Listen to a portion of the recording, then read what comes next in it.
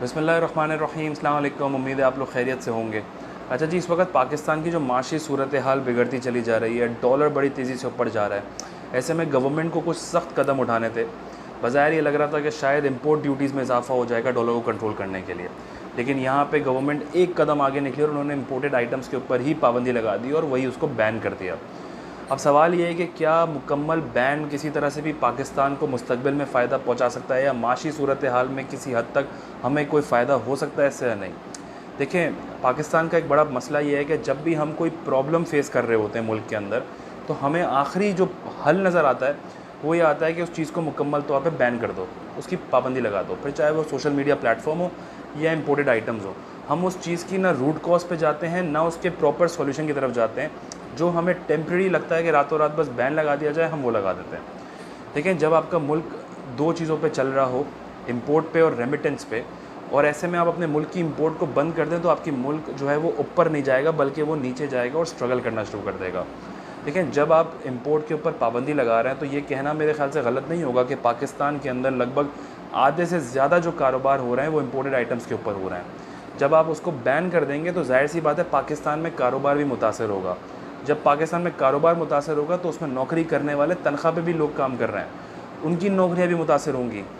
कारोबार जब मुतासर होगा तो लोगों की बाइंग पावर भी कम होगी। जो पाकिस्तान में बाकी लोकल प्रोडक्ट्स हैं उनके ऊपर भी लोगों का रुझान कम जाएगा, क्योंकि उनके पास कंज्यूमर कम हो जाएगा। एक साइकिल चल रही है, वो साइकिल पूरे मुल्क में इस वक्त अफेक्ट करेगी।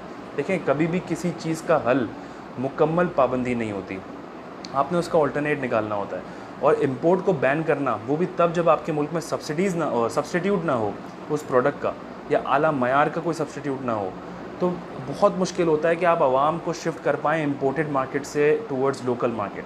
कैसे शिफ्ट किया जाएगा?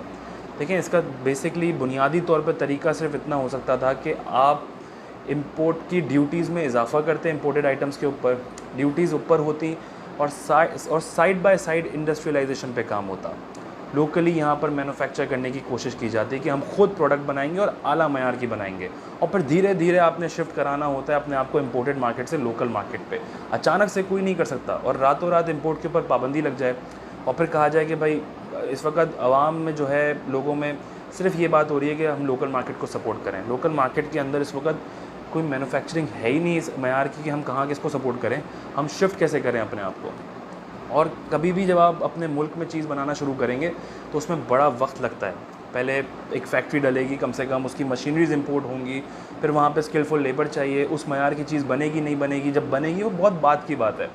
पर मीनवाइल आप उस पर कम्प्लीटली बैन लगा दें ये एक्सपेक्ट करके कि सडनली आपकी लोकल मार्केट उड़ जाएगी, फ्लरिश कर जाएगी और सारे मसाइल हल हो जाएंगे, तो ये मुमकिन नहीं है।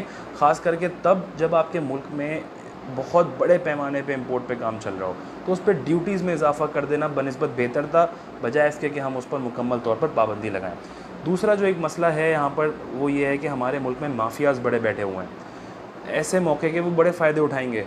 वो ये देखेंगे कि आवाम के पास कोई और ऑप्शन नहीं है, वो क्वालिटी बेहतर नहीं करेंगे, वो उस चीज़ के रेट में इजाफा कर देंगे, वो उस चीज़ को मज़ीद महंगा कर देंगे, क्योंकि उनको पता है कंज्यूमर के पास और कोई ऑप्शन नहीं है, उसने वापस यहीं आना है, तो वो उस चीज़ को महंगा करके बेचेंगे पर क्वालिटी बेहतर नहीं करेंगे।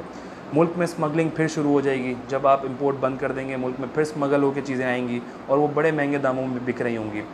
तो कभी भी देखें, टेम्प्रेरी हल से बेहतर होता है कि आप कोई परमानेंट हल कर लें, भले लेट कर लें लेकिन कर लें, उसके ऊपर वर्किंग शुरू कर लें। हमें ज़रूरत है कि हम अपनी इंडस्ट्रियलाइजेशन पे काम करें, इंडस्ट्रीज़ पे काम करें। इस वक्त इंपोर्ट को बंद करने के बजाय हम उस पर ड्यूटीज़ लगा दें और फिर उसको आहिस्ता आहिस्ता हम लोगों को शिफ्ट करेंगे टूवर्ड्स लोकल मार्केट, क्योंकि कोई भी चीज़ रातों रात ऐसे क्रिएट नहीं हो जाती, उसमें बड़ी मेहनत और बहुत टाइम लगता है। और इस वक्त होगा ये कि अगर इंपोर्ट पे पाबंदी रहेगी तो हमारे लोगों के यहाँ पर बड़ी बाइंग पावर कम होगी, लोग बहुत मुतासर होंगे, कारोबार तबका भी, और वहाँ जो नौकरी कर रहे हैं, तनख्वाह पे काम कर रहे हैं वो भी। और मुझे ऐसा लगता है पर्सनली कि ये बहुत जल्द, ये एक शॉर्ट टर्म इनका प्लान है और ये बहुत जल्द इसको रिवर्स भी कर लेंगे। थोड़ा सा आवाम के अंदर हंगामा होगा, मुतासर होंगे लोग, ये सडनली इसको जो है प्लान को वापस ले लेंगे।